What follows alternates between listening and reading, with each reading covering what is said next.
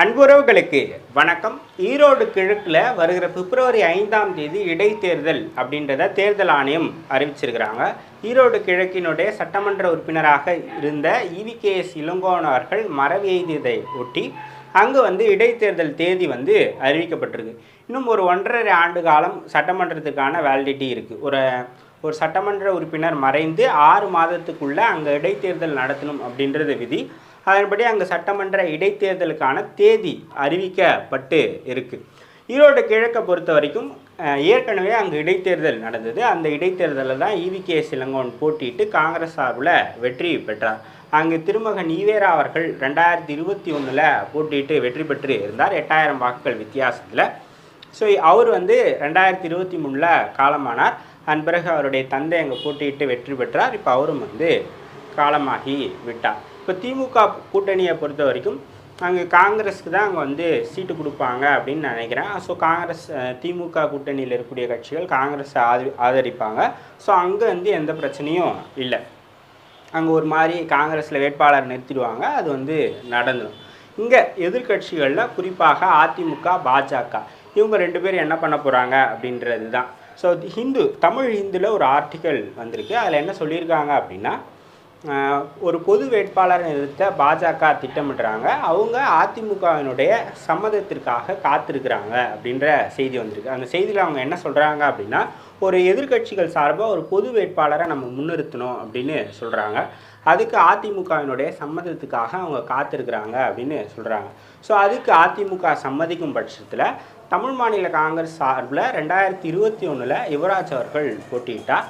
அவர் 8000 வாக்கு வித்தியாசத்தில் தோற்று போனார். ஸோ அவரையே மீண்டும் களம் இருப்பதற்கு தமாக கிட்ட அண்ணாமலை பேசிக்கிட்டு இருக்காங்க. அதே போல் அதிமுகவினுடைய இந்த விஷயத்தை அதிமுக கிட்டையும் சொல்லியிருக்கிறாங்க. அவங்கக்கிட்ட இன்னும் எந்த கம்யூனிகேஷனும் வரல, அதாவது ரிசல்ட் அவங்ககிட்ட எந்த சம்மந்தமும் வரல. ஸோ அதுக்காக அவங்க காத்துக்கிட்டு இருக்காங்க அப்படின்னு சொல்கிறாங்க. டெல்லி மேலிடம் அதிமுகவோடு கூட்டணி வைப்பதை விரும்புகிறது. ஸோ அதற்கான ஒரு முன்னோட்டமாக இது இருக்கும் அப்படின்னு சொல்கிறாங்க. ஸோ அதிமுக, பாஜகவில் இருக்கக்கூடிய கூட்டணி கட்சிகள் எல்லோரும் ஒரு பொது வேட்பாளருக்கு சம்மதம் தெரிவிச்சிட்டாங்க அப்படின்னா 2026 பொதுத்தேர்தலுக்கு ஒரு கூட்டணிக்கான அச்சாரம் அமைச்சா மாதிரி ஆகிடும். ஸோ அதிமுக, பாஜக அந்த உறவில் ஒரு சுமூகமான சூழ்நிலை வந்துடும். அதுக்கப்புறமாக அதை கூட்டணிக்கு கொண்டு போயிடலாம் அப்படின்ற மாதிரி அந்த கட்டுரையாளர் எழுதியிருக்கிறாரு. ஸோ அதிமுக அவங்களுடைய மாவட்ட செயலாளர்கள் கூட்டத்தை ஜனவரி 11ஆம் தேதி கூட்டியிருக்கிறாங்க. அதன் பிறகு தான் அவங்க என்ன நிலைப்பாடு எடுக்க போகிறாங்க அப்படின்னு தெரியும். ஏற்கனவே விக்கிரவாண்டியில் இடைத்தேர்தல் நடந்தது. அந்த இடைத்தேர்தலில் அதிமுக தேர்தலை புறக்கணிச்சிது. அதிமுக, தேமுதிகலாம் புறக்கணித்தாங்க. தேசிய ஜனநாயக கூட்டணி சார்பில் பாமக அங்கே போட்டியிட்டது, திமுக போட்டியிட்டது, நாம் தமிழர் போட்டியிட்டது. நாம் தமிழர் கட்சியை பொறுத்த வரைக்கும் அவங்க தனித்து தான் போட்டியிட போகிறாங்க. அவங்க போட்டி இடுவாங்க.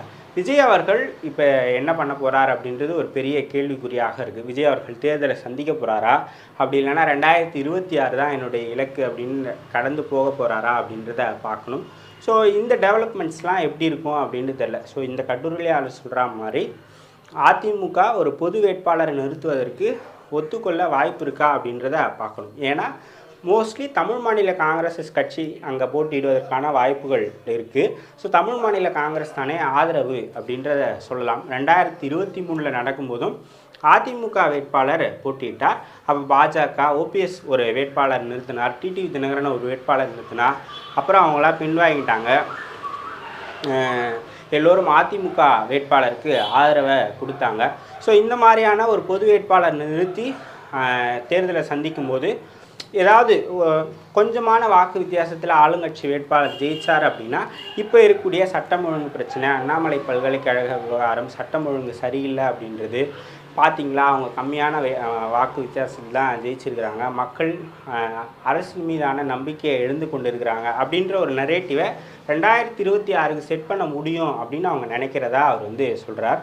ஸோ இது எல்லாமே எடப்பாடி பழனிசாமியினுடைய கையில் தான் இருக்குது. ஓராண்டு ஆயிடுச்சு எடப்பாடி பழனிசாமி பாஜகவினுடைய கூட்டணியை முறிச்சிக்கிட்டு அதன் பிறகு 2024 தேர்தலில் அவர் சந்திச்சிருக்கிறார். ஸோ அவர் மீண்டும் கூட்டணிக்கு போவாரா அப்படின்றது ஒரு மிகப்பெரிய கேள்விக்குறி. ஸோ அந்த கேள்விக்குறிகளுக்கெல்லாம் விடை ஜனவரி 11ஆம் தேதி அதிமுக மாவட்ட செயலாளர்கள் கூட்டத்தில் தெரிஞ்சிடும்.